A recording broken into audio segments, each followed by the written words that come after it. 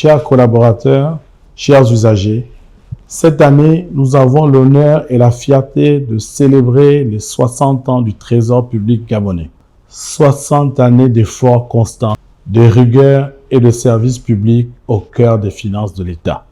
C'est pour nous l'occasion de rendre hommage à tous nos prédécesseurs, pionniers de cette noble mission. Aujourd'hui, ce jubilé est d'abord le vôtre. Grâce à votre engagement, votre professionnalisme et votre sens du devoir, le Trésor public a su s'adapter aux évolutions économiques, moderniser ses outils, relever les défis de la digitalisation et renforcer la confiance des partenaires financiers et de tous nos clients. Ensemble, nous avons transformé notre institution en un acteur stratégique de la stabilité budgétaire et du développement économique du Gabon. Mais notre histoire s'écrit aussi au futur, car nous devons continuer à innover et à nous projeter résolument vers l'avenir.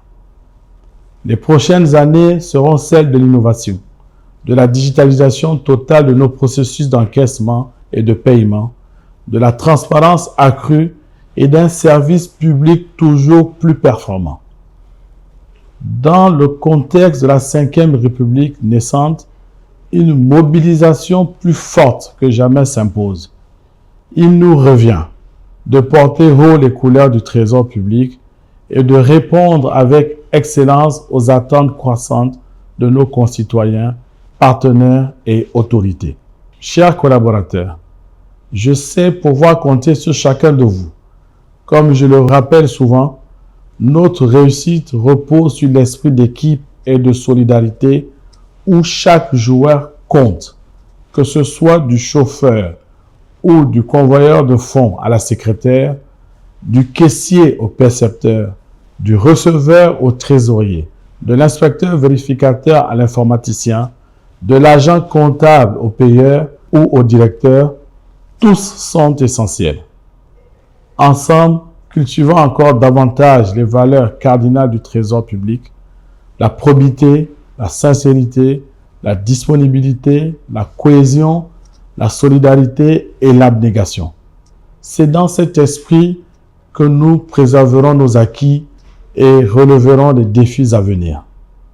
En outre, j'invite désormais toutes les parties prenantes à partager leurs critiques constructives et propositions pour améliorer constamment nos services. Un centre d'écoute sera ainsi mis en place dès janvier 2026 afin de favoriser le dialogue et le progrès collectif. Enfin, je vous exprime ma profonde reconnaissance et vous invite à faire de ce 60e anniversaire un moment de fierté collective et de motivation renouvelée. Ensemble, continuons de bâtir un trésor public fort, excellent et exemplaire.